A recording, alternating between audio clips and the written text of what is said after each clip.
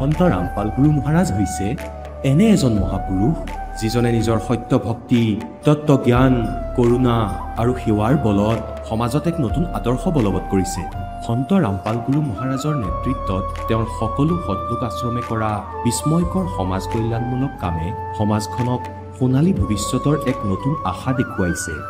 সন্ত ৰামপাল গুৰু মহাৰাজৰ পৰা নাম দীক্ষা গ্ৰহণ কৰাৰ পিছত লাখ লাখ লোকৰ কৰ্কট ৰোগ, এইডছ আদি দুৰাৰোগ্য ৰোগ নিৰাময় হ'ল।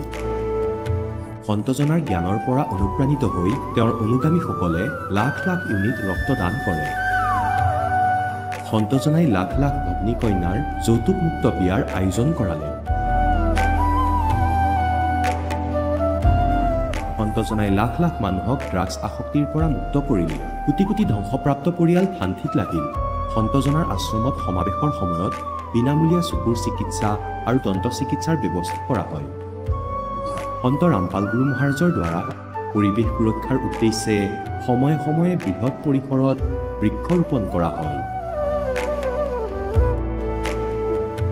সন্তজনাই আৰ্তজনক তাৎক্ষণিক সকাহ দিবলৈ এম্বুলেন্স সেৱা আৰম্ভ কৰিছে। সন্তজনাই তেওঁৰ অনুগামীসকলক তেওঁলোকৰ শৰীৰ দান কৰিবলৈ অনুপ্ৰাণিত কৰে, যাতে মানৱতাৰ সেৱা আৰু চিকিৎসা ক্ষেত্ৰত উন্নতি কৰিব পৰা যায়। সন্ত ৰামপাল গুৰু মহাৰাজৰ সকলো আশ্ৰমত প্ৰতিদিনে বিনামূলীয়া ধৰ্মভোজৰ আয়োজন কৰা হয়, য'ত প্ৰতিবাৰেই প্ৰতিটো জাতি, প্ৰতিটো ধৰ্মৰ মানুহে একেলগে বহি ভোজন কৰে।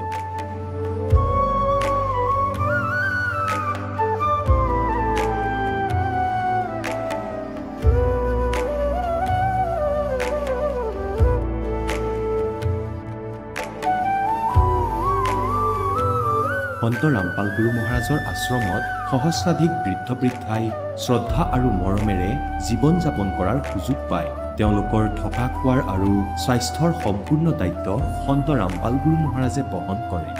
অনাথ শিশুৰ বাবে সন্ত ৰামপাল গুৰু মহাৰাজৰ সকলো আশ্ৰম বিশেষ বৰদানতকৈ কম নহয়, য'ত তেওঁলোকক শিক্ষা, সংস্কাৰ আৰু ভৱিষ্যতৰ বাবে উন্নত সুবিধা প্ৰদান কৰা হয়। বানপানী, ভূঁইকঁপ বা মহামাৰী যিয়েই নহওক, সন্ত ৰামপাল গুৰু মহাৰাজ আৰু তেওঁৰ অনুগামীসকল সদায় আৰ্তজনৰ বাবে আগ্ৰনোৱা হৈ থাকে। কোভিড মহামাৰীৰ সময়ত সন্ত ৰামপাল গুৰু মহাৰাজৰ আশ্ৰমৰ পৰা কোটি কোটি লোকক খাদ্য, ঔষধ আৰু জীৱন ৰক্ষক সামগ্ৰী যোগান ধৰা হৈছিল। দুখীয়াক সকাহ কৰাই হওক বা যিকোনো শোষিত বা নিপীড়িত শ্ৰেণীৰ অধিকাৰ আৰু মৰ্যাদাৰ বাবে যুঁজ দিয়াই হওক, সন্ত ৰামপাল গুৰু মহাৰাজে সদায় তেওঁলোকৰ সকলো ন্যায্য দাবী চৰকাৰৰ ওচৰলৈ লৈ গৈছে আৰু তেওঁলোকক উপযুক্ত ন্যায় প্ৰদানৰ ক্ষেত্ৰত গুৰুত্বপূৰ্ণ ভূমিকা পালন কৰি আহিছে। সমাজত আধ্যাত্মিক আৰু সামাজিক মূল্যবোধৰ প্ৰতি সজাগতা অনাৰ প্ৰতিটো পদক্ষেপতে সন্ত ৰামপাল গুৰু মহাৰাজ মানৱতাৰ প্ৰকৃত সেৱক হিচাপে প্ৰমাণিত হৈছে।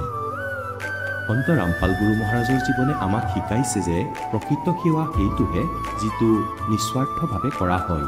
আহক আমিও এই মহান সন্তজনৰ এই মহান সেৱাৰ কামত যোগ দিওঁ আৰু সন্ত ৰামপাল গুৰু মহাৰাজৰ পৰা নাম দীক্ষা লৈ আমাৰ জীৱন ধন্য কৰি তোলোঁ।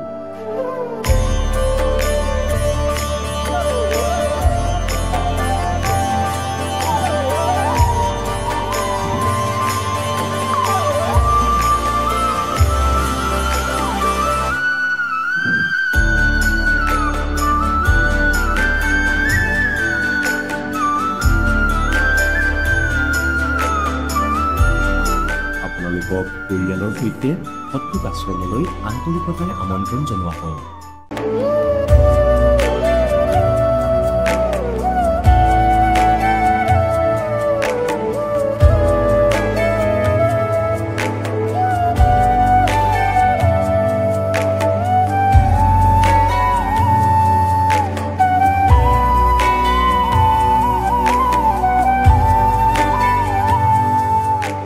নমস্কাৰ ছাৰ। নমস্কাৰ। আপোনাৰ শুভ নামটো? মই নিৰ্মল গড়। আপুনি ক'ৰ পৰা আহিছে? মই অসম ওদালগুৰি ডিষ্ট্ৰিক্টৰ পৰা আহিছোঁ। আপুনি সন্ত ৰামপাল গুৰু মহাৰাজৰ পৰা নাম দীক্ষা কেতিয়া লৈছিল? মই 2021 1 মাহ 10 তাৰিখত লৈছোঁ। সন্ত ৰামপাল গুৰু মহাৰাজৰ পৰা নাম দীক্ষা লোৱাৰ আগতে আপুনি অন্য কিবা ভক্তি সাধনা কৰিছিলনে? কৰিছিলোঁ, ব্ৰহ্মা বিষ্ণু মহেশ্বৰৰ ভক্তি কৰিছিলোঁ। আৰু সেই সাধনাবোৰ আপুনি কেনেধৰণে কৰিছিল অলপ বুজাই কওকচোন। মানে ঘৰতো পূজা পাঠ কৰি আছিলোঁ, তাৰপিছত মন্দিৰত গৈ আছিলোঁ, তাতো মানে পূজা পাঠ কৰিছিলোঁ, ব্ৰত ৰাখিছিলোঁ, এইবিলাক মানে গোটেই কৰিছোঁ। আপুনি যিহেতু আপোনাৰ সমাজত প্ৰচলিত পৰম্পৰাগত যিবিলাক ভক্তি সাধনা সেই সাধনাবিলাক আপুনি কৰি আছিল, তেনে ক্ষেত্ৰত ছাৰ আপুনি সন্ত ৰামপাল গুৰুমহাৰাজৰ শৰণলৈ কিয় আহিব লগা হ'ল?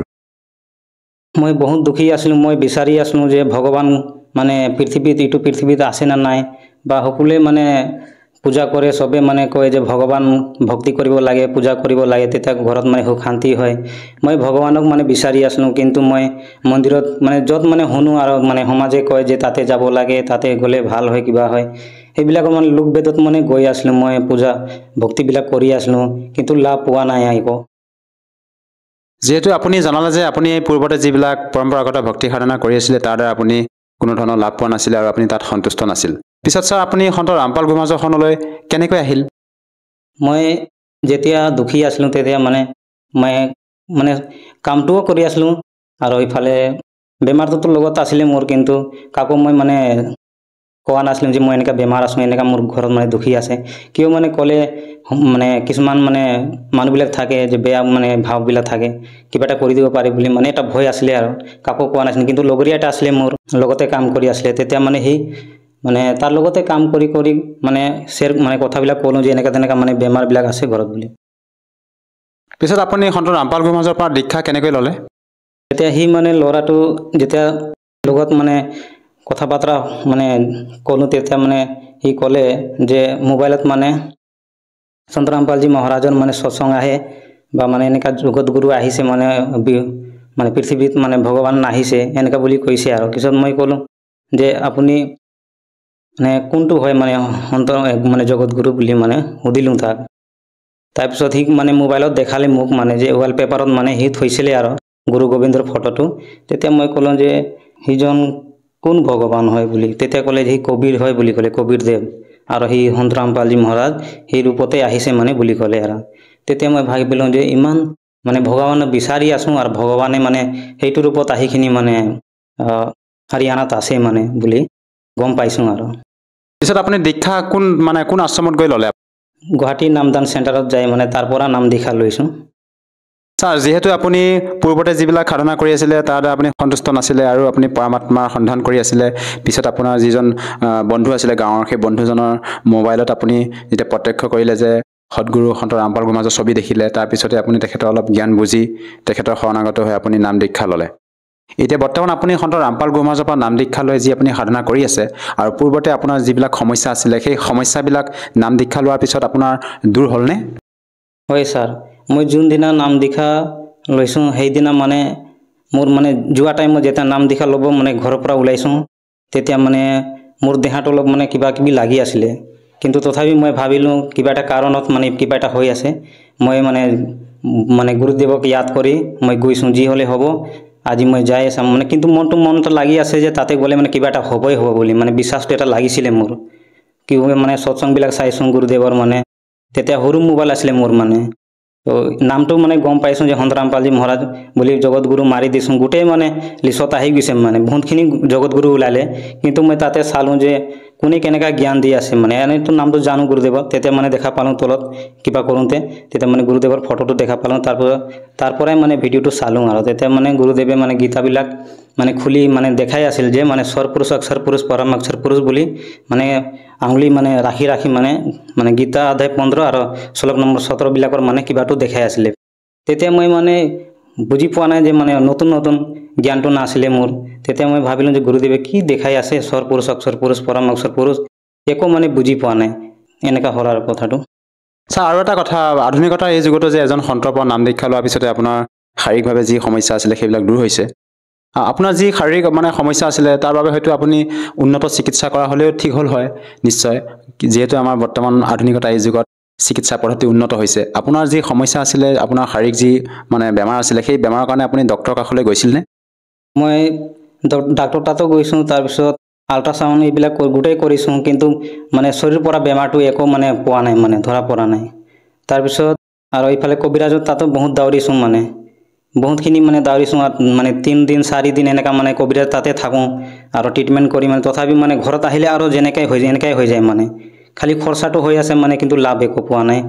আৰু এনেকৈ মানে কৰোঁতে মানে মোৰ মনটো এনেকুৱা হ'ল যে মই ছুচাইড কৰিম নেকি, এনেকুৱা মনটো মানে আহি গৈছে আৰু মোৰ।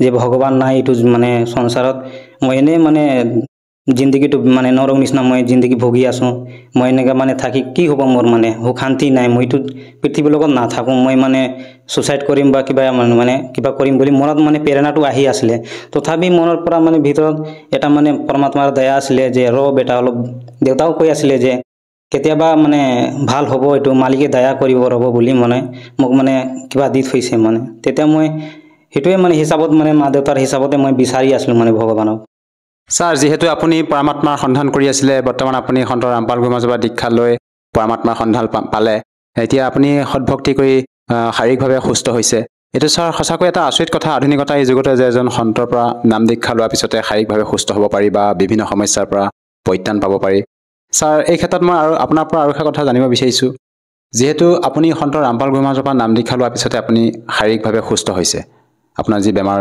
আছিল আৰু ছাৰ আপোনালোকক সন্ত ৰামপাল গুৰুমাজে এনে কিবা ঔষধ সেৱন কৰিব দিয়ে নে তেখেতে যি ভক্তি বিধি তাৰ দ্বাৰা আপোনালোকে এনেদৰে সুস্থ হ'বলৈ সক্ষম হয় মানে যোনটো বেদ শাস্ত্ৰত মানে মন্ত্ৰ উল্লেখ আছে বা ভক্তি বিধি উল্লেখ আছে সেইটো মানে আমি জগত সমাজত মানে যেতিয়া আছিলোঁ তেতিয়া মানে একো মানে বেদ শাস্ত্ৰৰ বিষয়ে কোনো মানে গম পোৱা নাছিলোঁ মানে কোনোদিনা মানে বেদো দেখা নাছিলোঁ কোনোদিন গীতাও দেখা নাছিলোঁ কোনোদিন পুৰাণো দেখা নাছিলোঁ মানে কেনেকা মানে সকলটো সপোনতো দেখা নাছিলোঁ এনেকা মানে ইমান মানে ভগৱান পাৰৰ মানে দূৰত আছিলোঁ আৰু তেতিয়া মানে গুৰুদেৱে যেতিয়া মানে জ্ঞান দিলে মানে আধ্যাত্মিক জ্ঞানখন ইমান অনমূল জ্ঞান মানে তেতিয়া মানে বুজি পাইছোঁ যে মানুহ জীৱনটো কিহৰ কাৰণে পাইছোঁ মানে আৰু সেইটো কাৰণে জ্ঞানটো বুজিখিনি আৰু তাৰপিছত গুৰুদেৱে যেতিয়া মানে নাম দীক্ষা দিছে আৰু এইটো মানে ভক্তি বিধি মানে যোনটো কৈছে সেইটো মানে বেদত বা গীতাত মানে গোটেই মানে শাস্ত্ৰত মানে উল্লেখ আছে আৰু আপুনি যিহেতু পৰমাত্মাৰ সন্ধানত আছিলে আপুনি এতিয়া পৰমাত্মা মানে যাৰ সন্ধানত আছিলে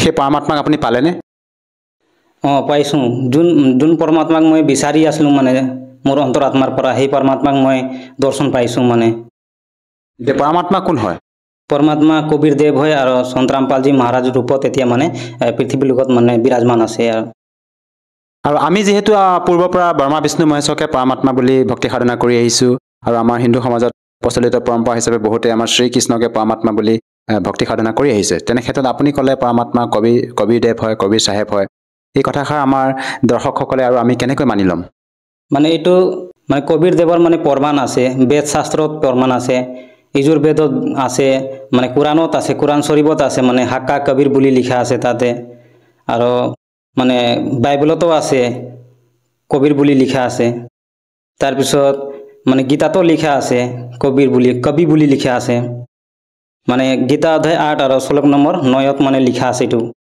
মানে কবি বুলি এতিয়া ছাৰ আপোনাৰ পৰা আৰু এটা কথা জানিব বিচাৰিছোঁ যিহেতু আমি আপোনালোকৰ গুৰু সন্ত ৰামপাল গুৰুমাজৰ ভক্তসকলে যেতিয়া অনুভৱ শুনো তেওঁলোকে মত ব্যক্ত কৰে যে সন্ত ৰামপাল গুৰুমাজৰ পৰা নাম দীক্ষা লোৱাৰ পিছতে শাৰীৰিকভাৱে হওক বা আৰ্থিকভাৱে হওক বিভিন্ন প্ৰকাৰে লাভ পায় যিহেতু আপুনিও সন্ত ৰামপাল গুৰুমাজৰ পৰা দীক্ষা লোৱাৰ পিছতে শাৰীৰিকভাৱে লাভ পাইছে ইয়াৰ উপৰিও আপুনি অন্য কিবা পাৰিবাৰিক লাভ পাইছেনে ছাৰ লাভটো মই বহুত পাইছোঁ যেতিয়া মই মানে জগত সমাজত যেতিয়া মানে জগত হিচাপত মানে ভক্তি কৰা টাইমত মানে ঘৰত বহুতখিনি মানে মই নিচা কৰি আছিলোঁ মানে যিকোনো মানে নিচাবিলাক কৰি আছিলোঁ গাঞ্জা হওক বা চিগাৰেট হওক মানে যিকোনো মানে নিচা কৰি আছিলোঁ তেতিয়া মানে ঘৰৰ ফেমিলিবিলাক মানে বহুতখিনি মানে ইহঁতে পৰিচানী হৈছে ইহঁতে কয় যে কেতিয়া সি এৰিব নিচাটো মানে যেতিয়া মানে ক'ৰবাত যাওঁ বজাৰ চজাৰ মানে মাৰ্কেট চাৰ্কেট তেতিয়া তাৰ পৰা মানে খায়েই আহোঁ মানে আৰু এনেকুৱা খাই আহোঁ মানে গাঁৱৰ মানুহ চবেই গম পায় যে সি আহি আছে মানে হালা কৰি আহোঁ মানে মই দূৰৰ পৰা মানে মাত দিওঁ আৰু তেতিয়া গম পাই যায় ঘৰৰ মানুহবিলাক যে সি আহি আছে মানে আৰু আহিলে মই মানে ঘৰত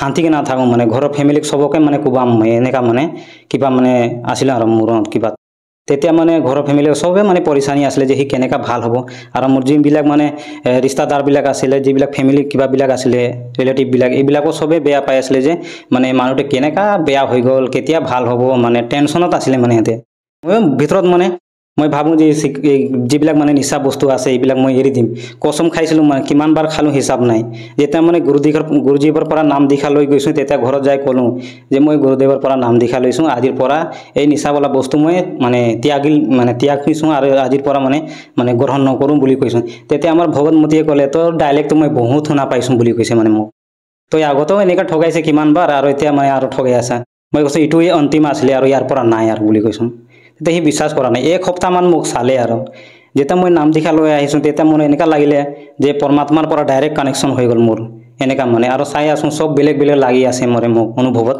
লাগি আছে যে লগৰীয়াবিলাক আছিলে সিহঁতক মাত দিছে সিহঁতক খাব যায় সন্ধিয়া হ'লে মানে মদে চেৰেবে তেতিয়া মানে মই সিহঁতৰ ফালে একদম মনটো যোৱা নাই মাৰো পিছত যোনদিনা নাম দীক্ষা লৈ আহি আছোঁ যেতিয়া গৈছোঁ তেতিয়া নাম দীক্ষা ল'বৰ কাৰণে তেতিয়া মই ঘৰৰ পৰা চিগাৰেট খাই গৈছিলোঁ মানে মই যোনদিনা নাম দীক্ষা ল'ম সেইদিনা মানে চিগাৰেট খাই গৈছোঁ যেতিয়া নাম দীক্ষা লোৱাৰ পিছত অহা টাইমত ড্ৰাইভাৰ আগত বহিছোঁ মানে ওচৰতে চিটৰ ওচৰত তেতিয়া ড্ৰাইভাৰে মানে দোকানৰ পৰা চিগাৰেট লৈ আহিলে আৰু চিগাৰেট আনিখিনি জ্বলাইখিনি মানে গাড়ীতে বহিখিনি টানি আছে তেতিয়া মানে তাৰ গোন্ধটো মোৰ মানে সহ্য হোৱা নাই তো মই ভাবিলোঁ আজি কি হৈ গ'ল মোৰ যে মানে গোন্ধটো সহ্য কৰিব পৰা নাই যোৱা টাইমতো খায়ে গৈছোঁ এনেকা মানে মই কিবা অনুভৱ কৰি আছোঁ তেতিয়া মোৰ মনত আহিল মইতো গুৰু দীক্ষা লৈছোঁ সন্ত ৰামপালজী মহাৰাজৰ পৰা এতিয়া মোৰ ভগৱানৰ পৰা কানেকশ্যন হৈ গ'ল এইবিলাক বস্তুটো বেয়া বস্তু নাই এইবিলাক ক'ত আৰু মানে কিবা সহ্য হ'ব বুলি মানে মনত মানে বুজি পালোঁ আৰু মই ছাৰ এইটো সঁচাকৈ আচৰিত কথা এজন সাধাৰণ সন্তৰ পৰা নাম দীক্ষা লোৱাৰ পিছতে আপুনি নিচা সেৱন কৰাৰ যি এটা বদ অভ্যাস আছিল আপোনাৰ সেই বদ অভ্যাসটো আপুনি সম্পূৰ্ণৰূপে ত্যাগ কৰিবলৈ সক্ষম হৈছে এইটো ছাৰ আচৰিত কথা সন্ত ৰামপাল গুৰুমাজে আপোনালোকক এনেকুৱা কি ভক্তিবিধি প্ৰদান কৰে যাৰ বাবে নেকি আপুনি আজি নিচাৰ দৰে বদ অভ্যাসৰ পৰা পৰিত্ৰাণ পালে সৎ ভক্তিত এনেকা মানে শক্তি আছে সন্ত ৰামপালজী যোনটো মন্ত্ৰ মানে জপ দিয়ে বা যোনটো নাম দিয়ে সেই নামত মানে বহুত শক্তি আছে যিমান ডাঙৰ নিচা নকৰক কিন্তু যেতিয়া সন্ত ৰামপালজী মহাৰাজৰ পৰা যদি হৃদয় মনৰ পৰা যদি নাম দীক্ষা লয় তেতিয়াহ'লে গুৰুদেৱে মানে আশীৰ্বাদত মানে আৰু নাম দীক্ষাত মানে এইটো বস্তুটো অট'মেটিক মানে কিবা হৈ যায় মানে তাক মানে কোনেও মানে ক'ব নালাগে যে এইটো খাব কিবা কৰিব নাই এতিয়া যদি কোনোবা ভগতে আমাক যদি কয় যে মানে ভগতে 1 লাখ টকা দিলো বা 2 লাখ টাকা দিলো আমাক মানে এইটো সিগাৰেটটো খা শুনবে মানে বুলি ক'লে ডিমান্ড কিবা কৰিলে 1 লাখ টাকা মানে কিবা দিলো ঘুষ দিলেও আমি নলওঁ মানে কিয় আমি মানে নিজৰ জিন্দগীৰ পৰা নিজৰ মানে আধ্যাত্মিক জ্ঞানৰ পৰা এইটো জ্ঞানখন পাইছোঁ যে মানৱ জীৱনটো এনে পোৱা নাই যদি এদিন আমি সিগাৰেট খাই দিওঁ তেতিয়া আমাৰ যিমানখিনি ভক্তি মানে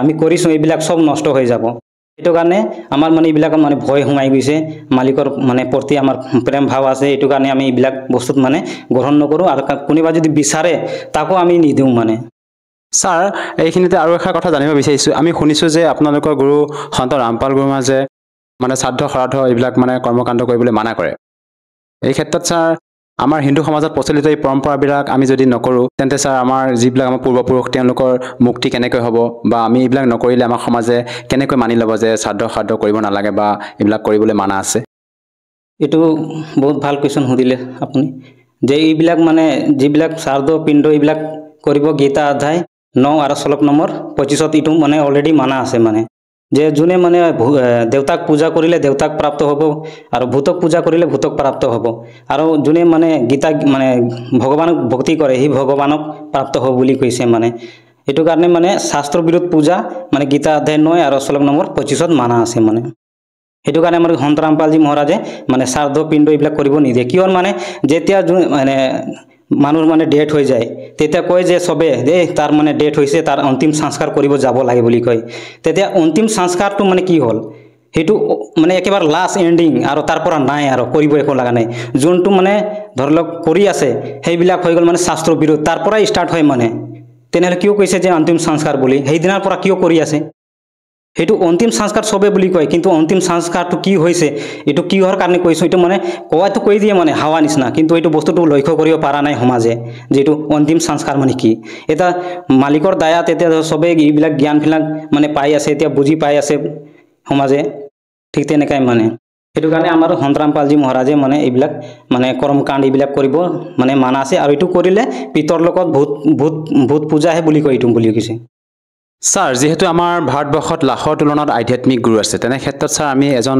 প্ৰকৃত সৎগুৰুক কেনেকৈ নিৰ্ণয় কৰি উলিয়াম যিদৰে আপোনালোকে সন্ত ৰামপাল গুৰুমাজক সৎগুৰু হিচাপে মানি ভক্তি সাধনা কৰি আছে এনে আজি সকলোৱে সমাজে শিক্ষিত আছে সবে মানে নিজৰ ধৰ্ম গ্ৰন্থ চাব পাৰে আৰু আমাৰ মানে সৎগুৰুৰ মানে পহচানটো গীতা অধ্যায় 15 আৰু শ্লোক নম্বৰ 17 আৰু 1 পৰা 4 লৈকে মানে কিবা দিছে মানে যে সংসাৰৰূপী যোনটো মানে পিপলৰ বৃক্ষ আছে সেই বৃক্ষৰ বিষয়ে মানে গোটেই মানে টোটেলি জানে সি মানে তত্ত্বদৰ্শী সন্ত হয় বুলি কৈছে তাৰপিছত আৰু কৈছে যে যেতিয়া সৎগুৰু যেতিয়া জ্ঞান দিয়ে তেতিয়া মানে 6 শাস্ত্ৰ 18 পুৰাণ 4 বেদ যিমানখিনি মানে ধৰ্মগ্ৰন্থ আছে ও মানে গোটেই মানে সম্পূৰ্ণ জ্ঞান থাকে আৰু জ্ঞান দিয়ে সেইটোৱে হ'ল সৎগুৰু আৰু যিবিলাক মানে ধৰ্মগুৰুবিলাক আছে এতিয়া ধৰি হিন্দু সমাজৰ হওক বা শিখ সমাজৰ হওক বা ইছাই সমাজৰ হওক নিজৰ নিজৰ ধৰ্মগ্ৰন্থৰ পৰাই মাত্ৰ জ্ঞান দি আছে তাতে জ্ঞানটো কমপ্লিট হোৱা নাই তাৰপিছত ইহঁতৰ মানে যিবিলাক মানে কিবা আছে বোলে যেনেকা শ্ৰীকৃষ্ণ বা বিষ্ণু যেনেকা মানে হিন্দু ধৰ্মৰ হিচাপত কিন্তু বাইবলত এইবিলাক মানে উল্লেখ নাই যে তাতে মানে শ্ৰীকৃষ্ণক মানে সুপ্ৰিম গড বুলি কৈছে বুলি এইটো এইবিলাক নাই মানে কোনো এভিডেন্স নাই তাৰপিছত বিনা এভিডেন্সন মানে এইবিলাক মানে ধৰ্মগুৰুবিলাক আমাক মানে ভ্ৰমিত কৰি আছে কিয় মানে আমি শিক্ষিত হৈও মানে আমি মানে ধৰ্মগ্ৰন্থখন খুলি চোৱা নাই কিয় মানে আমাৰ টাইমেই নাই মানে যেতিয়া মানুহৰ মানে ডেথ হৈ যায় তেতিয়া মানে টাইম হৈ যায় কিন্তু মানুহৰ মানে মায়াৰ ক্ষেত্ৰত মানে দাউৰি আছে ভগৱানক মানে বিচাৰা নাই যেতিয়া দুখী হয় তেতিয়া মানে ভগৱানক বিচাৰে মানুহ ছাৰ শেষত এতিয়া আপুনি কি বাৰ্তা দিব বিচাৰিব যিহেতু আপুনি সন্ত ৰামপাল গুৰু মহাৰাজৰ পৰা নাম দীক্ষা লোৱাৰ পিছতে আপুনি শাৰীৰিকভাৱে হওক বা আৰ্থিকভাৱে হওক পাৰিবাৰিকভাৱে হওক বিভিন্ন প্ৰকাৰে আপুনি লাভ পালে যিসকল দৰ্শকে আজি আপোনাক টিভি স্ক্ৰীণত প্ৰত্যক্ষ কৰি আছে তেওঁলোকক আপুনি কি বাৰ্তা দিব বিচাৰে যাতে তেওঁলোকেও আপোনাৰ দৰে উপকৃত হ'ব পাৰে মইতো গুৰুদেৱৰ সন্দেশ গুৰুদেৱে দি আছে সন্দেশটো কিন্তু মই এটা দাস হওঁ দাস হিচাপত মই ক'ব বিচাৰিছোঁ যে সকলোৱে সমাজে পঢ়া লিখা আছে আজি যিকোনো চেনেলত মানে গুৰুদেৱৰ সৎসংগ চলি থাকে ইউটিউব হওক বা ফেচবুক খুলি চালে যত মানে যিমানখিনি চেনেল পাব যিমানখিনি আছে তাতে মানে গুৰুদেৱৰ মানে সৰু না সৰু এটা মানে ৰিলছ বা ভিডিঅ' বা লাইভ মানে কিবা এটা পাবই পাব তাতে মানে আপুনি জ্ঞানটো চাইখিনি মানে নিজে মানে ভাবিব পাৰিব যে এইটো সঁচা জ্ঞান না মিছা জ্ঞান এইবিলাক নিজে মানে কিবা কৰিব পাৰিব জ্ঞানৰ আধাৰত তেতিয়া আপুনি চোৱাৰ পিছতো মানে কোনো শংকাই নাথাকিব যে সন্ত ৰামপালজী মহাৰাজে জ্ঞানটো মানে মিছা বা কিবা তেতিয়া মানে সব প্ৰমাণ আপোনাক মানে আঙুলি উঠাই মানে গুৰুদেৱে মানে দেখাই দিব যে ক'ত কি আছে মানে এইটো মানে যেনেকা মই মানে আগতে যিবিলাক ভক্তি কৰি আছিলোঁ ব্ৰহ্মা বিষ্ণু মহেশ্বৰ যিকোনো মানে শাস্ত্ৰ অনুকূল মানে কৰা নাছিলোঁ শাস্ত্ৰৰ বিৰুদ্ধ ভক্তি কৰিছিলোঁ সেইটো কাৰণে মোৰ একো লাভ হোৱা নাই আপোনালোকে যদি লাভ বিচাৰি আছে বা লাভ পোৱা নাই মালিকৰ পৰা তেতিয়া আপুনি মানে ধৰি লওক যেনেকা মই লাভ পাইছোঁ তেনেকা মানে সন্ত ৰামপালজী মহাৰাজৰ মানে সৎসংগ চাই আৰু জ্ঞান মানে চাই আপুনি নাম দীক্ষা ল'লে আপোনাৰো মানে মোৰ নিচিনাই মানে আপোনাৰো লাভ হ'ব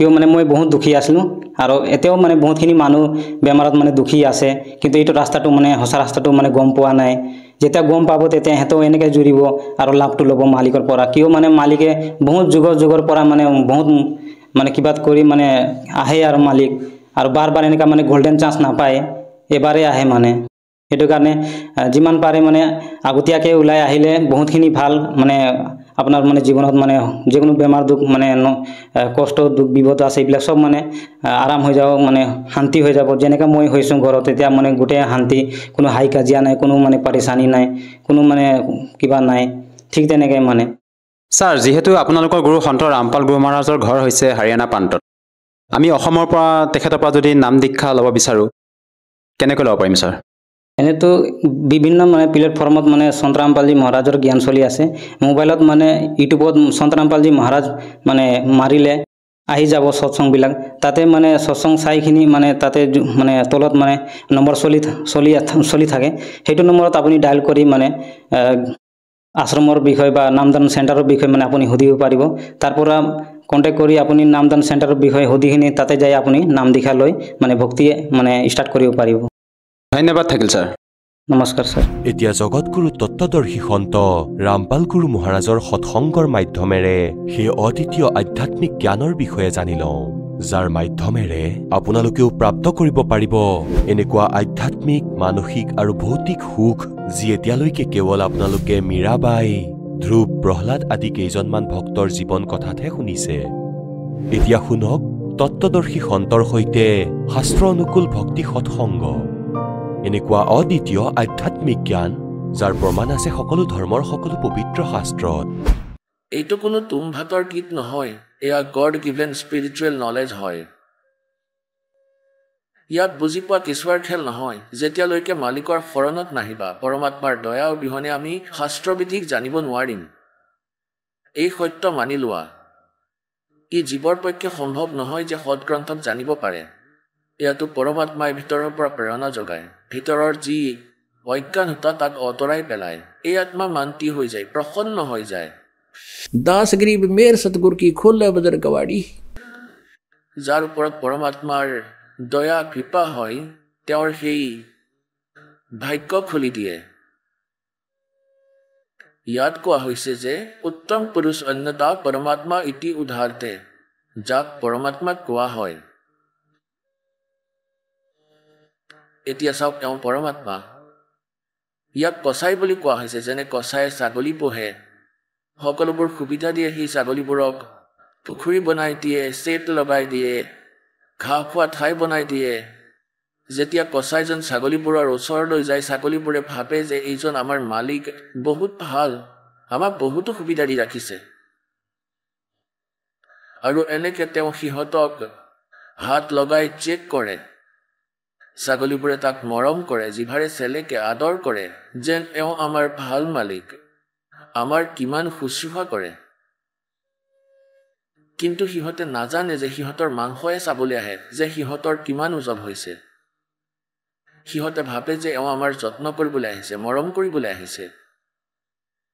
তেতিয়া আমি ইয়াৰ সুবিধাসমূহ চাই, কাজু, কিচমিচ, আপেল, কমলা, কিমান ধুনীয়া বাগ বাগিচা আছে, নিজৰা বৈ আছে, নদী বৈ আছে, কিমান যে ধুনীয়া ইয়াৰ ফল মূলবোৰ।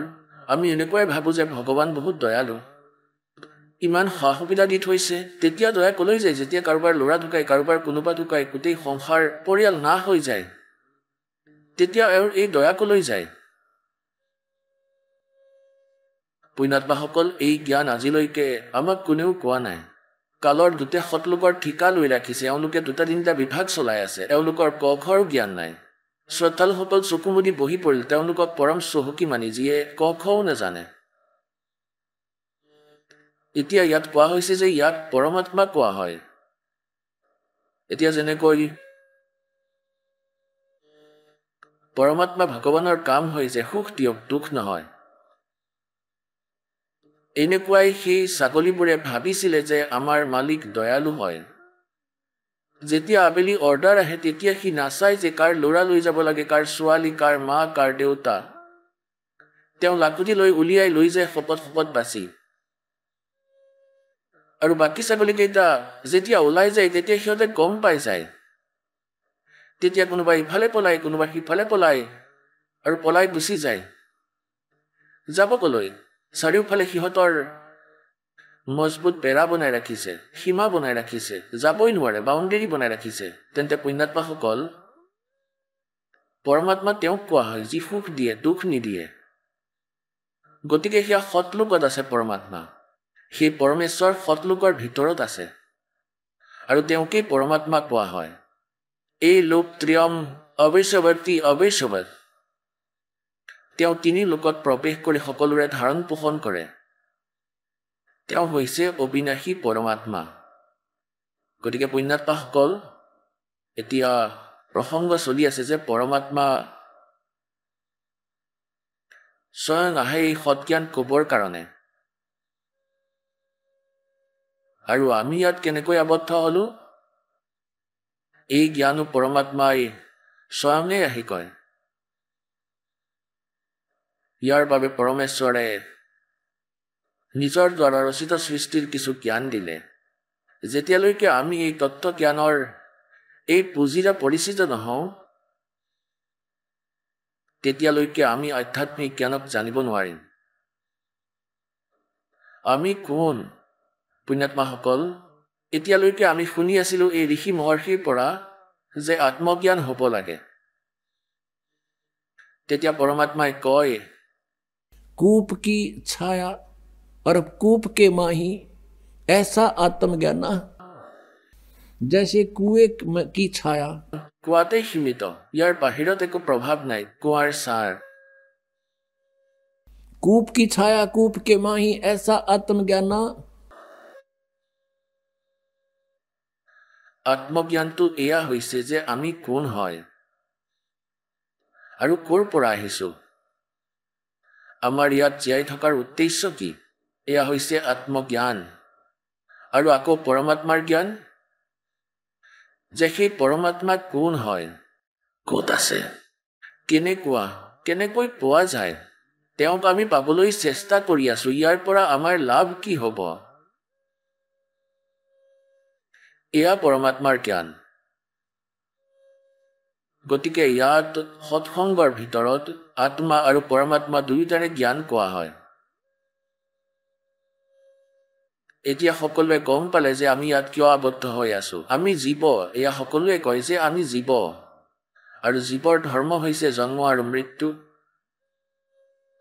আৰু আমি ইয়াত ভক্তি কৰি স্বৰ্গলৈ যাব লাগে স্বৰ্গত গৈ কি কৰিম আমি তাত গৈ ভাল কৰ্মৰ সুখ ভুগিম ফূৰ্তি কৰিম তাত ফূৰ্তি কিমান দিন কৰিম আৰু আকৌ কি হ'ব তাত ইমান দিনেই সুখ ভুগিব পাৰিবা যেতিয়ালৈকে তোমাৰ পকেটত পইচা থাকিব যিখিনি ভক্তি ধন তুমি পুণ্য ভক্তি সাধনাৰ জৰিয়তে গোটাই লৈ গৈছিলা সেয়া স্বৰ্গ মহাস্বৰ্গৰূপী হোটেলত খৰচ কৰি আকৌ ইয়ালৈকে উভতি আহিবা কিয়নো সেয়া তোমাৰ ভোগৰ সময় আছিল ভোগৰ স্থান আছিল কৰ্ম হ'ব এই পৃথিৱীত অহাৰ পিছতেই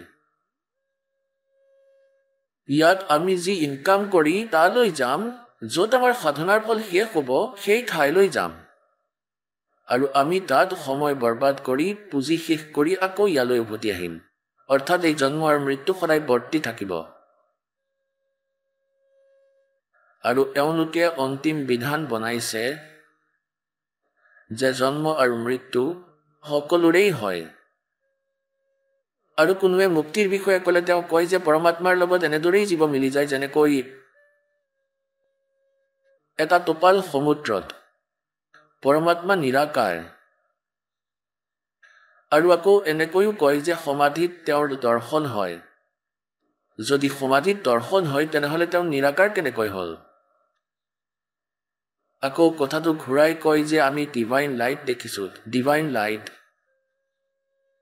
ঈশ্বৰীয় প্ৰকাশ দেখিছোঁ যেনেকৈ কোনোবাই কয় যে মই টিউবলাইট দেখিছোঁ কোনো অন্ধ ব্যক্তিয়ে কৈছে আৰু তেওঁক সোধা হৈছে যে টিউবলাইটটো কেনেকুৱা আৰু তেওঁ কৈছে যে মই ভালকৈ দেখিছোঁ কিন্তু তেওঁক কোনেও নুসুধে যে টিউবলাইটটো কেনেকুৱা হয় যিটোত তুমি পোহৰ দেখিছা আৰু অন্ধজনে কয় যে টিউবটো নিৰাকাৰ হয় ইয়াৰটো আকাৰেই নাই টিউব বিনে লাইট কি ঈশ্বৰ বিনে প্ৰকাশ ক'ত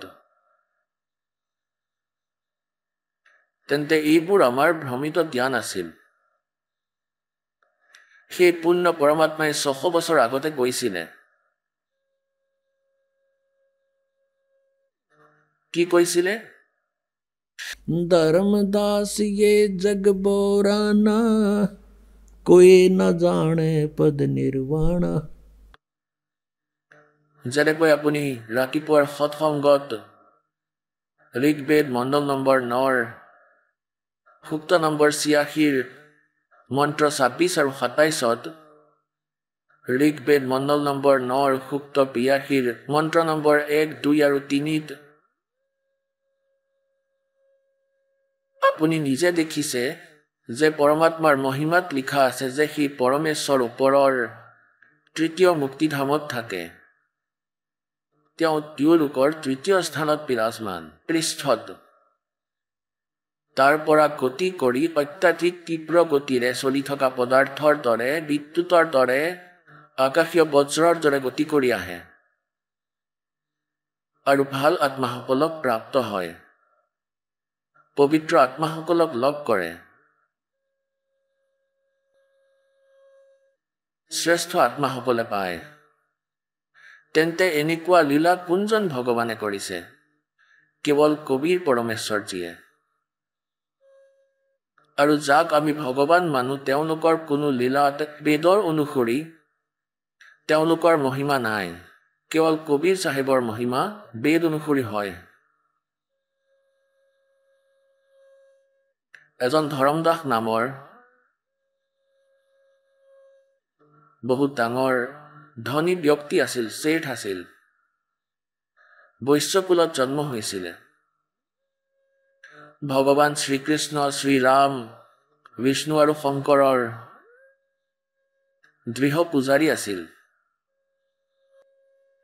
তেওঁ নিজৰ কিয়নো এয়া সকলোৱে জানে যে গুৰু অবিহনে মুক্তি সম্ভৱ নহয় সেয়েহে গুৰু বনোৱা অনিবাৰ্য মানি ৰাখিছে তেন্তে গুৰু বনাইছিলে শ্ৰী ৰূপ দাসজীক তেওঁ শ্ৰী বিষ্ণুৰ পূজাৰী আছিল বৈষ্ণৱ সাধু আছিল ধৰমদাসজীয়ে 60 বছৰৰ ওচৰে পাজৰে আছিল টকা পইচাৰ কোনো হিচাপ নাছিল তেওঁৰ ইমান ধন আছিলে আটাইতকৈ ডাঙৰ ভাবিব লগা কথাটো হ'ল পুণ্যাত্মাসকল কিমান ধনী ব্যক্তিয়েও ভগৱানক বিচাৰে যিজন অতি পুণ্যকৰ্মী প্ৰাণী হয়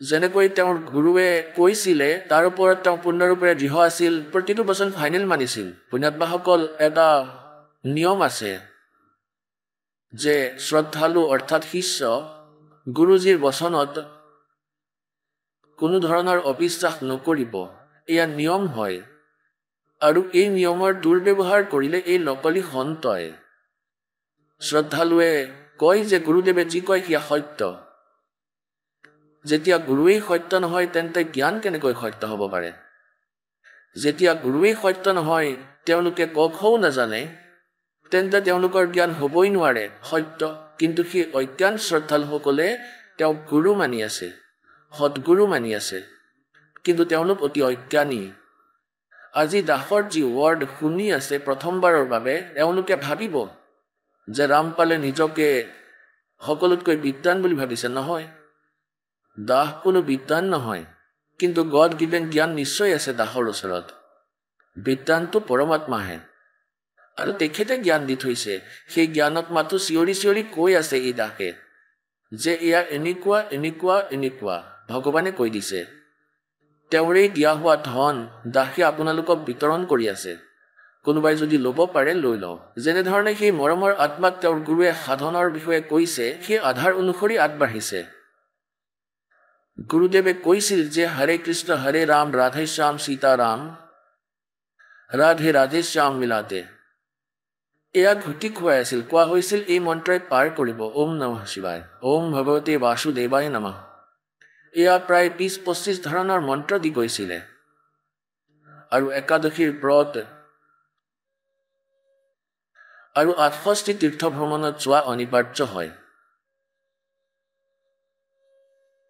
এই প্ৰকাৰে সেই সাধক আৰু গীতাৰ নিত্য পাঠ কৰিব লাগে এনেকৈ সেই ধৰমদাসজীয়ে গুৰুদেৱৰ আদেশ অনুসৰি প্ৰতিদিনে গীতাৰ নিত্য পাঠ কৰিছিলে একাদশীৰ ব্ৰত ৰাখিছিলে আৰু তেখেতে ৬৮টি তীৰ্থ ভ্ৰমণ কৰিবলৈ সাজু হৈছিলে গুৰুদেৱে কৈছিলে ৬৮টি তীৰ্থ ভ্ৰমণ অৱশ্যেই যাব লাগে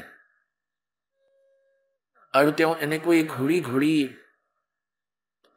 মথুৰা পালেগৈ এতিয়া তেওঁ দ্বাৰিকাটো নাই পোৱা কিয়নো দ্বাৰিকা সমুদ্ৰত ডুবি গৈছিলে নহ'লে দ্বাৰিকাটো হেঁচা-ঠেলা খাবলগীয়া হ'লহেঁতেন শ্ৰীকৃষ্ণই এইটো ভাল কাম কৰি গৈছিলে দ্বাৰিকাখন নোহোৱা কৰি পেলাইছিলে নহ'লে তাতো হেঁচা-ঠেলা খাবলগীয়া হ'লহেঁতেন বহুত দূৰ আছিল তেওঁ মথুৰা গৈ পালে আৰু তাত গৈ পুখুৰীটো পালে তাত কোৱা হৈছিলে যে সেই পুখুৰীটোতে শ্ৰীকৃষ্ণই বোলে গা ধুইছিলে গৰু চৰাইছিলে আৰু সেই তীৰ্থত হ্ৰদত পুখুৰীত আৰু সেই পুখুৰীৰ পানী এনেকুৱা যে সেয়া গা ধুইও নাখায় আৰু তাত শ্ৰদ্ধালুৱে গা ধুইছিলে আৰু মুখত লৈছিলে আৰু আত্মাইতো ভগৱানক বিচাৰে যিকোনো প্ৰকাৰে যেন ভগৱানক প্ৰাপ্ত হয় কিন্তু তেওঁৰ ৱে ঠিক নহয় মাৰ্গ সঠিক নহ'লে ভগৱানক কেনেকৈ প্ৰাপ্ত কৰিব এতিয়া ধৰমদাসজীয়ে পুৱাই পুৱাই জোহৰত পুখুৰীত স্নান কৰি তেখেতে মথুৰাৰ য'ত শ মানুহে গা ধুই পানী লেতেৰা কৰি থৈছে আৰু তাৰ পৰা ঘটিত ভৰাই পানী অমৃত মানি তাত থৈ দিলে অলপ মোচামুচি কৰি গ্ৰাউণ্ড মুচিলে মড প্লাষ্টাৰ কৰিলে গাইৰ গোবৰ মাটিৰ লগত মিহলি কৰি আৰু তাতে বহি পৰিলে আৰু নিত্য নিয়ম কৰিবলৈ ল'লে পৰমাত্মা পূৰ্ণ ব্ৰহ্ম নিজৰ অন্য ৰূপ বনাই এজন জীৱিত মহাত্মাৰ ৰূপ বনাই তাতে আহি বহি পৰিলে ধৰমদাসজীৰ পৰা ৫০ ফুট আঁতৰত জীৱিত মহাত্মা হয় যাক মুছলমানৰ ভিতৰত জীৱিত মহাত্মা বোলা হয় জীৱিত পীৰ তেওঁলোকৰ কোলা অগৰকুট থাকে আঁঠুৰ তললৈকে থাকে এটা ভিতৰত দীঘল পেণ্ট পিন্ধে মূৰত এটা টুপি কোলা টুপি আৰু কোলা চগা আৰু বহি পৰিলে দূৰৈত তাৰ পৰাই গীতাপাঠ শুনি আছিলে ধৰমদাসে বহুত লয়লাসেৰে পঢ়ি আছে সংস্কৃতক আৰু আকৌ যেনেকৈ গুৰুদেৱে অনুবাদ কৰিছিলে সেই অনুবাদ শুনাই আছিলে অনুবাদ শুনাবলৈ এই কাৰণেই আৰম্ভ কৰিলে যে আগত এজন ভক্ত বহি আছে তেওঁ দেখাত মুছলমান লাগে কিন্তু মোৰ কথাত প্ৰভাৱিত হৈছে আৰু মোৰ কথা মনোযোগেৰে শুনি আছে এতিয়া ধৰমদাস জীয়ে গীতাৰ ৭ম অধ্যায় সম্পূৰ্ণকৈ পঢ়িলে কিয়নো ইয়াত সম্পূৰ্ণ ৩০টা শ্লোক আছে আৰু কিছুমান ৮ম অধ্যায়ৰো ডাঙৰ ডাঙৰ কিছু শুনালে যেনেকৈ ৮ম অধ্যায়ৰ ৫ম আৰু ৭ম শ্লোকত গীতাৰ জ্ঞানদাতাই কয় যে অৰ্জুন তুমি মোৰ শৰণত আহি যোৱা মোৰ ভক্তি কৰা মোকেই প্ৰাপ্ত কৰিবা এই ধৰণে তেওঁ যেতিয়া সকলো ক্ৰিয়া কৰিলে তেতিয়া পৰমাত্মা আৰু ওচৰলৈ আহিল আৰু হাত জোৰ কৰি ক'বলৈ ধৰিলে ভগৱানে নিজকে দাস বনাই ল'লে আৰু সন্মুখত বহিলে যেনেকৈ বৈষ্ণৱ পন্থৰ যিসকল উপদেশী হয় তেওঁলোকে এডাল মালা ৰাখে ডিঙিত এটা তুলসীৰ মণিৰ এডাল মালা আৰু কপালত তিলক আৰু ধুতি কুৰ্তা এনেকৈ মেৰিয়াই লয় কাপোৰেৰে গাত এনেকুৱা বেশভূষা বনাই ৰাখিছিলে যে যেনেকৈ এজন সন্ন্যাসী বৈৰাগী হয় অৰ্থাৎ তেখেতে গুৰুদেৱৰ পৰা সম্পূৰ্ণ সাধুৰ ৰূপ বনাই ল'লে কিয়নো ৬০ বছৰৰো অধিক বয়স হৈ গৈছিল তেওঁৰ এজন ল'ৰা আছিল যি নিজৰ ব্যৱসায় চম্ভালি আছিল আৰু এওঁ নিজৰ ভক্তি মাৰ্গত আগবাঢ়িছিল ভগৱানে পৰমেশ্বৰে কৰাবদ্ধ হৈ ক'লে যে হে বৈষ্ণৱ সাধু মহাত্মা জী মই সকলো ঠাইতে ঘূৰিলো মোৰ সমস্যাৰ সমাধান হোৱা নাই এতিয়া ধৰমদাস জী উৎফুল্লিত হ'ল এতিয়া কোৱা ভগত তোমাৰ কি সমস্যা আছে যে মই এটা প্ৰশ্নৰ উত্তৰ পোৱা নাই কোনেও কোৱা নাই কি কোন ব্ৰহ্মাৰ পিতা হয় কোন বিষ্ণুৰ মা আৰু শংকৰৰ ককা কোন হয় আমাক কৈ দিয়া ধৰমদাসজীয়ে প্ৰথমতে হাঁহি ক'লে যে বাহ ভাই বাহ আপুনি আমাৰ হিন্দু ধৰ্মৰ গ্ৰন্থৰ বিষয়ে নাজানে সেইবাবে আপুনি এনেদৰে কৈ আছে ভগত তেওঁলোকতো অজৰামৰ হয় তেওঁলোকৰ কোনো মাতা পিতা নাই তেওঁলোক সৰ্বেশ্বৰ হয় ব্ৰহ্মা বিষ্ণু শিৱ এওঁলোক সৰ্বশক্তিমান হয় অজন্মা হয় তেওঁলোকৰ কোনো মাতা পিতা নাই পৰমেশ্বৰে ক'লে যে আপুনি আপোনাৰ সৎগ্ৰন্থৰ লগত পৰিচিত নহয় মহাত্মাজী শ্ৰী দেৱী ভাগৱতত পঢ়ি চাওক ৩য় স্কন্ধত তেওঁলোকৰ জন্ম মৃত্যু হয় এওঁলোক অবিনাশী নহয় এতিয়া সেই সময়ত সংস্কৃতত লিখা আছিল সকলো তেওঁ এজন ব্ৰাহ্মণক সুধিলে যে ব্ৰাহ্মণদেৱ ইয়াত ক'ৰবাত লিখা আছিলে তেতিয়া ব্ৰাহ্মণদেৱে ক'লে পঢ়ি শুনালে ৩য় স্কন্ধ ব্ৰাহ্মণে পঢ়ি একেবাৰে মৌন হৈ গ'ল ক'লে যে লিখাটো আছে কিন্তু এয়া চাগে এনেই লিখি দিলে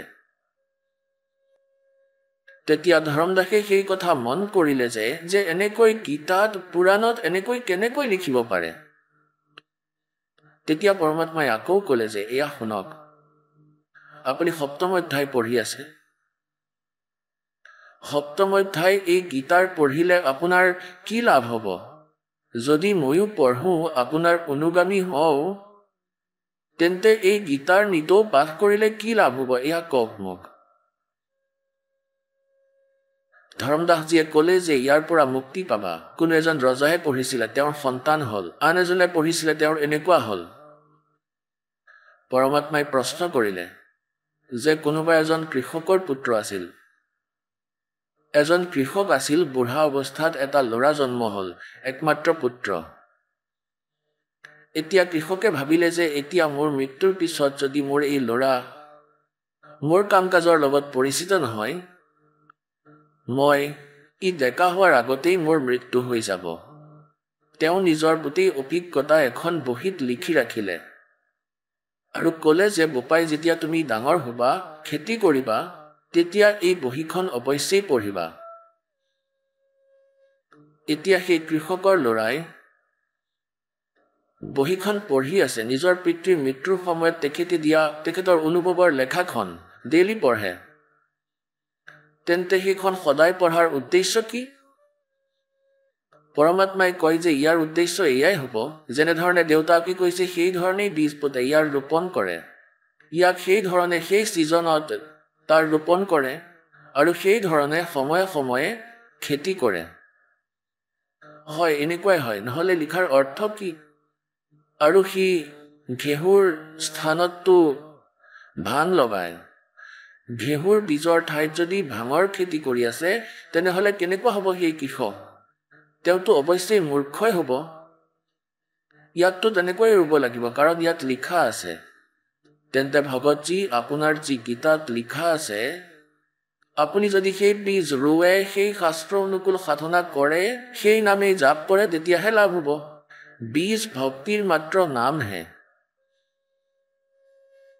আৰু বাকী যি ধাৰ্মিক কাৰ্য আছে, ৰোৱা আৰু চপোৱা, যেতিয়া বীজেই ভুলকৈ লগোৱা আছে, গীতাত ক'ৰবাত আছে নেকি হৰে ৰাম হৰে কৃষ্ণ, কৃষ্ণ কৃষ্ণ হৰে হৰে, সীতাৰাম ৰাধে শ্যাম, राधे राधे श्याम मिलाते ओम नमः शिवाय, ओम भगवते বাসুদেৱায় নমঃ। তোমাৰ গীতাত ক'ৰবাত লিখা আছে? নাই। তুমি সেই একেখিনিকেই কিয় পঢ়িছা? তুমি কৃষকৰ মূৰ্খ ল'ৰাটোতকৈ কম জানো? আৰু যি গীতাত লিখা আছে সেই সাধনা হ'লেই লাভ হ'ব। একাদশী ব্ৰত লিখা আছে জানো ক'ৰবাত? 6 অধ্যায়ৰ 16 নম্বৰ শ্লোকত বাধা দিয়া হৈছে যে হে অৰ্জুন, এই যোগ অৰ্থাৎ ভক্তি সাধনা না বেছিকৈ খোৱাসকলৰ না কমকৈ খোৱাসকলৰ কেতিয়াও সফল নহয়। একেবাৰেই নোখোৱা, ব্ৰত ৰাখা, একাদশীৰ দিনা গোটেই দিনটো ভোকত থাকা তুমি। এতিয়া গীতাটো তেওঁৰ কণ্ঠতেই আছিল, নিতৌ পাঠ কৰিছিল। ধৰম দাসৰ পৰমাত্মাৰ এটা এটা কথা হৃদয়ত লাগিছিলে। আৰে তুমি গীতাক সৰ্বধাৰ্য মানা আৰু ভগৱানৰ আদেশ বিৰুদ্ধ সাধনা কৰি আছা। 16 নম্বৰ অধ্যায়ৰ 23 নম্বৰ শ্লোকত লিখা আছে যে শাস্ত্ৰবিধি ত্যাগ কৰি যিয়ে মনৰ মতে আচৰণ কৰে, তেওঁৰ না কোনো গতি প্ৰাপ্ত হয়, না কোনো সিদ্ধি প্ৰাপ্ত হয়, আৰু না তেওঁৰ সুখ হয়, ইউজলেছ। এই মনটো আকৌ বহুত দুষ্ট, ই সহজে হাৰ নামানে। এতিয়া সকলো বুজি আছে আৰু শুনি আছে আৰু হৃদয়লৈ গৈ আছে। এতিয়া কি হ'ল? কিয়নো কালে গম পালে যে তেওঁৰ এজন মানুহ গ'ল, ফচি গ'ল সি ইয়াত। তেন্তে এওঁটো ভিতৰৰ পৰাই প্ৰেৰণা জগাই তুলিছে, মনৰ পৰা আহিছে যে এওঁ মুছলমান। আৰু এওঁ এনেই অযথা কৈ আছে। সকলোৱে ৰাম নামতো এনেকৈয়ে লৈ আছে, সকলোৱে এই নামকেইটো জপ কৰে গোটেই হিন্দু সমাজত। তেতিয়া তেওঁ কি ক'লে, ধৰম দাসজীয়ে কি ক'লে পৰমাত্মাক যে জিন্দা, তোমাৰ কথা মোৰ বহুত তিতা লাগিছে আৰু তুমি মহাত্মা নহয়, নহ'লে তোমাৰ লগত কাজিয়া লাগিলো হয়, সাধু বেশত আছা। আগলৈ এনেকুৱা কথা নকবা, আমাৰ ভগৱান আমাৰ মন্ত্ৰৰ বিষয়ে এনেকৈ বেয়াকৈ নকবা। পৰমাত্মাই তেতিয়াই জানিলে যে কাল আহিছে মাজত। অন্তৰ্ধান হৈ গ'ল ভগৱান, তাৰ পৰা অদৃশ্য হৈ গ'ল। এতিয়া ওচৰৰ মানুহে কৈছে আৰু হঠাৎ অদৃশ্য হৈ পৰিলে, কলিজা ফাটি যাবই মানুহৰ। আৰু কিছু বেপাৰীও আছিলে, সন্মুখৰ পৰা ভগৱান হঠাৎ অদৃশ্য হৈ যোৱাত সেই সময়তে সকলোৱে চব খালে। আৰু তেওঁ ভাবিলে যে সকলো সঁচা কথাই কৈ আছিলে আৰু সকলোবোৰ সঁচা সঁচাই কৈ আছিলে। মোৰ ভাগ্যই বেয়া আছিলে, এওঁ কোনোবা দূত আছিলে, কোনো ভগৱানে পঠোৱা দূত আছিলে।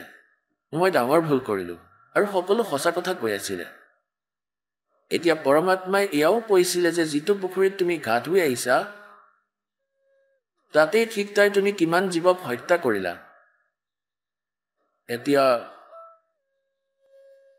এতিয়া ধৰম দাসক মালিকে কৈছিল যে তুমি পঢ়া আৰু পূজা গীতা, আৰু গীতাৰ অধ্যায় নম্বৰ 8ৰ 13 নম্বৰ শ্লোকত পঢ়ি লোৱা कि ओम इति एकाक्षरम ब्रह्म विभारण माम अनुसमरण ये परियाति तदन्देहम सयाति परमाम गतिम।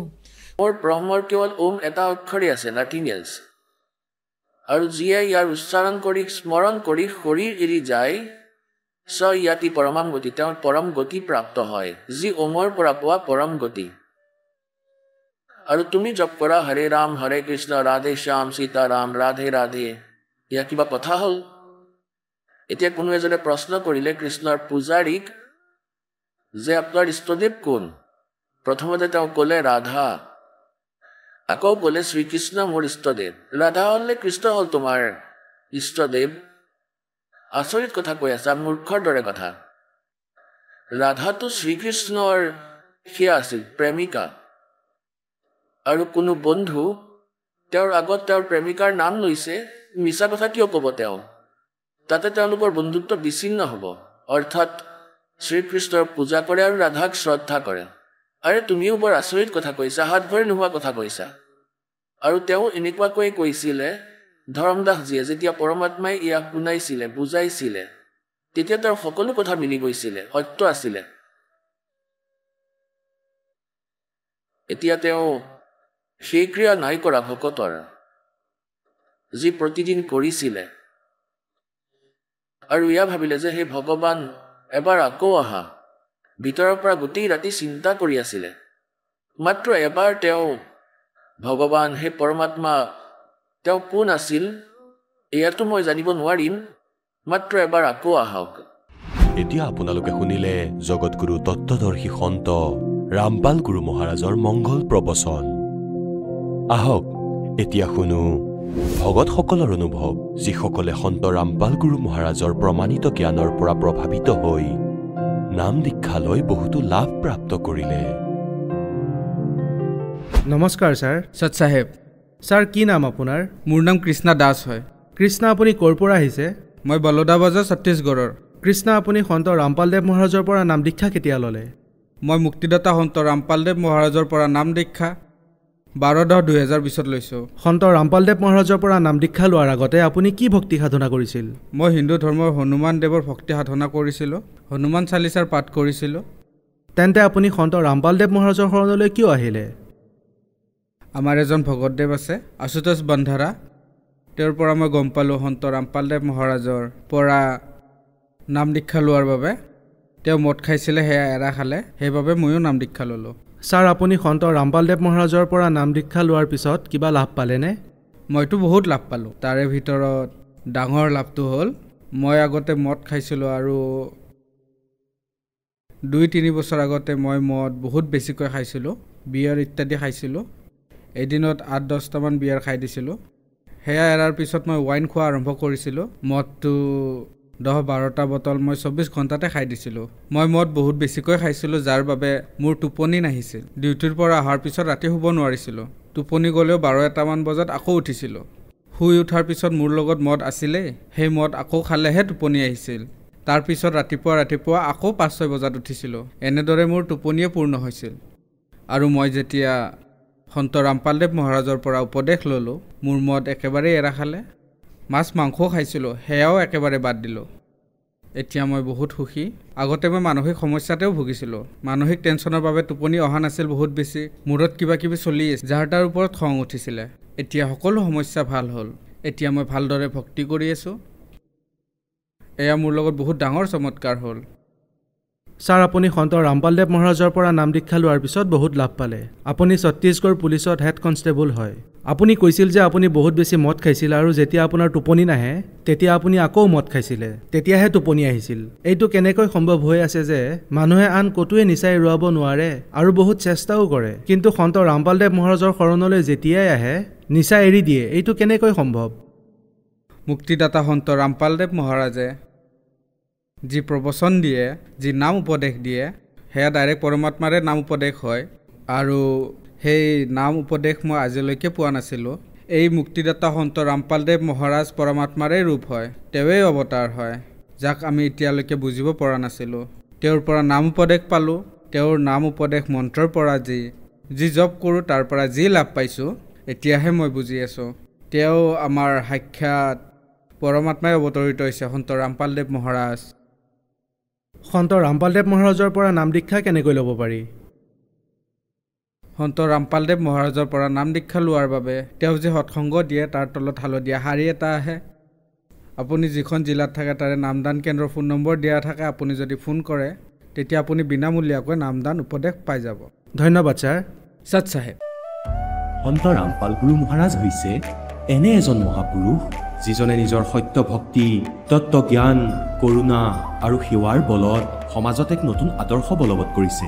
সন্ত ৰামপাল গুৰু মহাৰাজৰ নেতৃত্বত তেওঁৰ সকলো সৎলোক আশ্ৰমে কৰা বিস্ময়কৰ সমাজ কল্যাণমূলক কামে সমাজখনক সোণালী ভৱিষ্যতৰ এক নতুন আশা দেখুৱাইছে। সন্ত ৰামপাল গুৰু মহাৰাজৰ পৰা নাম দীক্ষা গ্ৰহণ কৰাৰ পিছত লাখ লাখ লোকৰ কৰ্কট ৰোগ, এইডছ আদি দুৰাৰোগ্য ৰোগ নিৰাময় হ'ল। সন্তজনাৰ জ্ঞানৰ পৰা অনুপ্ৰাণিত হৈ তেওঁৰ অনুগামীসকলে লাখ লাখ ইউনিট ৰক্তদান কৰে। সন্তজনাই লাখ লাখ ভগ্নী কন্যাৰ যৌতুকমুক্ত বিয়াৰ আয়োজন কৰালে। সন্তজনাই লাখ লাখ মানুহক ড্ৰাগছ আসক্তিৰ পৰা মুক্ত কৰিলে। কোটি কোটি ধ্বংসপ্ৰাপ্ত পৰিয়াল শান্তিত লাগিল। সন্তজনাৰ আশ্ৰমত সমাৱেশৰ সময়ত বিনামূলীয়া চকুৰ চিকিৎসা আৰু দন্ত চিকিৎসাৰ ব্যৱস্থা কৰা হয়। সন্ত ৰামপাল গুৰু মহাৰাজৰ দ্বাৰা পৰিৱেশ সুৰক্ষাৰ উদ্দেশ্যে সময়ে সময়ে বৃহৎ পৰিসৰত বৃক্ষৰোপণ কৰা হয়। সন্তজনাই আৰ্তজনক তাৎক্ষণিক সকাহ দিবলৈ এম্বুলেন্স সেৱা আৰম্ভ কৰিছিল। সন্তজনাই তেওঁৰ অনুগামীসকলক তেওঁলোকৰ শৰীৰ দান কৰিবলৈ অনুপ্ৰাণিত কৰে, যাতে মানৱতাৰ সেৱা আৰু চিকিৎসা ক্ষেত্ৰত উন্নতি কৰিব পৰা যায়। সন্ত ৰামপাল গুৰু মহাৰাজৰ সকলো আশ্ৰমত প্ৰতিদিনে বিনামূলীয়া ধৰ্মভোজৰ আয়োজন কৰা হয়, য'ত প্ৰতিবাৰেই প্ৰতিটো জাতি, প্ৰতিটো ধৰ্মৰ মানুহে একেলগে বহি ভোজন কৰে।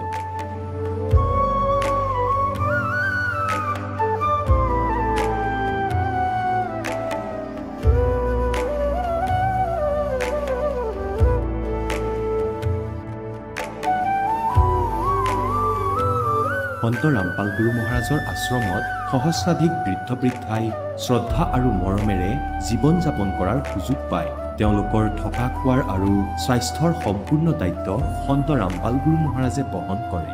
অনাথ শিশুৰ বাবে সন্ত ৰামপাল গুৰু মহাৰাজৰ সকলো আশ্ৰম বিশেষ বৰদানতকৈ কম নহয়, য'ত তেওঁলোকক শিক্ষা, সংস্কাৰ আৰু ভৱিষ্যতৰ বাবে উন্নত সুবিধা প্ৰদান কৰা হয়। বানপানী, ভূঁইকঁপ বা মহামাৰী যিয়েই নহওক, সন্ত ৰামপাল গুৰু মহাৰাজ আৰু তেওঁৰ অনুগামীসকল সদায় আৰ্তজনৰ বাবে আগ্ৰনোৱা হৈ থাকে।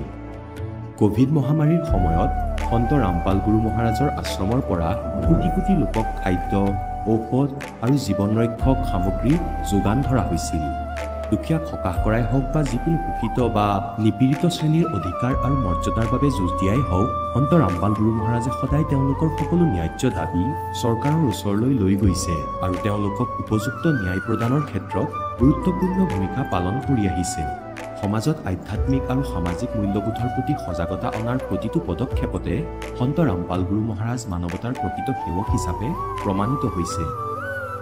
সন্ত ৰামপাল গুৰু মহাৰাজৰ জীৱনে আমাক শিকাইছে যে প্ৰকৃত সেৱা সেইটোহে যিটো নিস্বাৰ্থভাৱে কৰা হয়। আহক আমিও এই মহান সন্তজনৰ এই মহান সেৱাৰ কামত যোগ দিওঁ আৰু সন্ত ৰামপাল গুৰু মহাৰাজৰ পৰা নাম দীক্ষা লৈ আমাৰ জীৱন ধন্য কৰি তোলোঁ।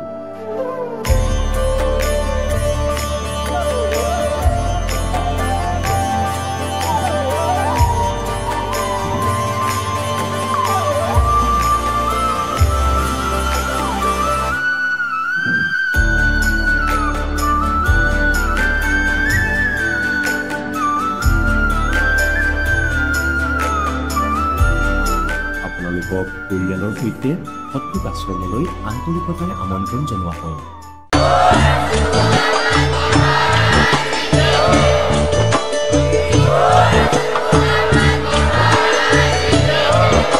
আপুনি শুনি আছিলে জগতগুৰু তত্ত্বদৰ্শী সন্ত ৰামপাল গুৰু মহাৰাজৰ মংগল প্ৰবচন। অধিক জানিবৰ বাবে ভিজিট কৰক www.jagatgururampalji.org।